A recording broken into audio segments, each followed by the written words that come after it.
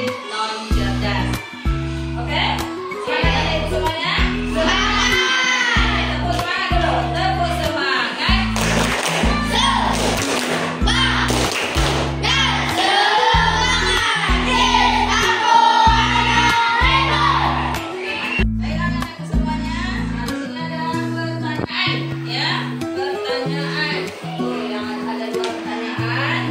Yang pertama, apakah kipas angin bisa berpikir sendiri? Tidak. Mengapa?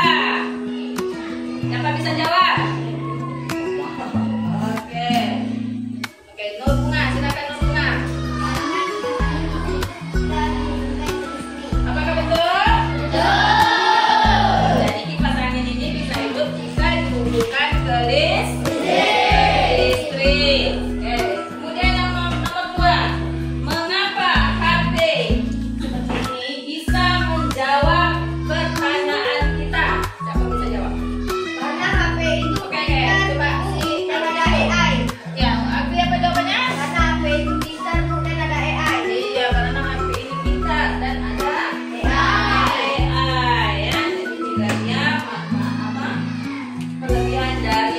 Yang kita pakai dalam kehidupan sehari-hari. Karena juga dalam kehidupan kita sehari-hari, tapi cara penggunaannya harus dicolokkan ke listrik, dan dicolokkan barulah kita putar tombolnya, maka hiduplah dia. Ya, oke. Paham sampai sini kan? Masih tetap semangat? Di sini ada pengertian mesin cerdas. Gimana pengertian mesin cerdas? Yang pertama, mesin yang bisa berpikir, belajar dan mengambil keputusan layaknya manusia. Ya, mesin cerdas. Sedangkan yang kedua, dia dibantu oleh kecerdasan buatan atau artificial intelligence atau AI. Contohnya apa? Ini contohnya yaitu mobil otonom dan navigasi cerdas. Tentang pengertian mesin cerdas. Sedangkan pengertian mesin non cerdas terbagi menjadi tiga. Yaitu pengertiannya yang pertama, mesin yang hanya bekerja sesuai perintah manusia. Yaitu dia juga tidak bisa belajar dan berpikir sendiri. Contohnya apa? Yaitu kipas angin, sepeda. Itu contoh yang tadi kita sudah belajarkan di depan kalian. Dimana kalau kipas angin bisa hidup, dia harus dia termasuk bukan mesin non cerdas. Sedangkan HP adalah termasuk ke dalam mesin cerdas. Ya. Anak-anak semuanya, ini ada cara kerja peserta didik atau LKPD. Ya, Ibu akan membagikan dulu per kelompok. Ya, kita ada per kelompok, 4 kelompok yang sudah kita tentukan. Ini adalah kelompok 1. Ya, ini kelompok 2, dan ini kelompok 3, dan yang ini kelompok 4. Tolong saya obrolkan. Nah, bagaimana cara kerjanya? Cara kerjanya adalah mengelompokkan mesinnya. Di sini kamu akan membedakan yang mana mesin cerdas dan yang mana mesin non cerdas. Di bawahnya sudah terdapat gambar. Tugas kamu adalah mengguntingkan tiga gambar ini dan menempelkan kepada mesin cerdas atau mesin yang dicocokkan, ya. Nah, jadi tugas kamu adalah menggunting dan menempelkan kepada kolom yang sudah disediakan. Bisa? Bisa, oke.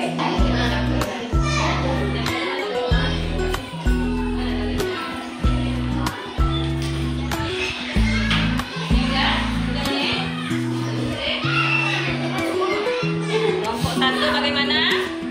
Sudah gunting? Lalu tugas berikutnya kita akan kelompokkan mana yang mesin cerdas dan mesin cerdas.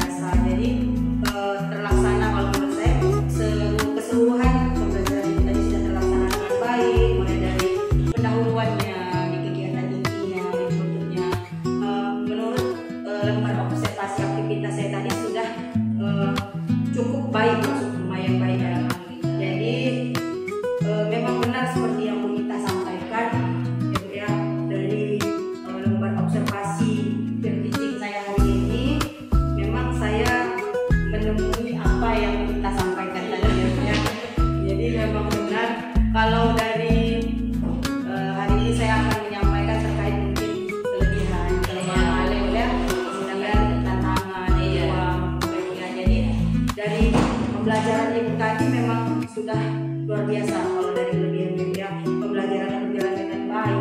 Kemudian saya lihat juga siswanya semangat, aktif dalam belajar. Ibu juga terlihat penguasaan kelasnya cukup baik. Kemudian suasana kelasnya juga terbangun menyenangkan ya bagi anak. Jadi anak itu antusias tadi dalam mengerjakan KPD, kemudian presentasi juga tadi ya. Jadi dengan ibu menerapkan pembelajaran tadi, ibu kaitkan juga dengan contoh-contoh nyata dalam kehidupan sehari-hari menggunakan kipas tadi ya, menggunakan handphone. Jadi anak lebih cepat nangkap. Itu yang saya tangkap dari kelebihan ibu tadi. Anak-anak juga mulai berani, dia ibaratnya tanpa harus didesak kamu harus jawab gitu, dia udah berani mengeluarkan pendapatnya sendiri. Itu kelebihan kalau saya lihat tadi sudah luar biasa pembelajaran yang dilakukan. Nah mungkin kalau untuk kelemahannya Bu, tadi seperti yang Bu Nita sampaikan ya, saya juga dalam catatan observasi saya juga menemukan itu. Jadi ketika anak memberikan pendapat atau anak jawab pertanyaan baik dari ibu ataupun dari siswanya, itu memang ibu belum menunjukkan respon positif ya terhadap partisipasi siswa itu. Juga belum terlihat sikap terbuka terhadap respon jawaban dari anak itu kan. Seperti yang ibu sampaikan, seharusnya ibu merespon lagi nih ya. Kemudian juga memancing, memberikan kesempatan ya kepada siswa yang lain untuk menanggapi benar atau tidak tanggapan dari kawannya. Barulah kita berikan umpan balik ya, tindak lanjut dari apa jawaban yang disampaikan siswa tersebut. Ibaratnya memberikan kesempatan lah ya dengan semua siswa. Oke, aku juga Ya, mungkin disitulah tadi sedikit saja kelemahannya tadi ya. Jadi kalau dari segi tantangan itu, tantangan yang saya lihat dari pembelajaran yang dilakukan hari ini itu terkait bagaimana menciptakan penguasaan kelas tadi supaya siswanya aktif ya Bu ya.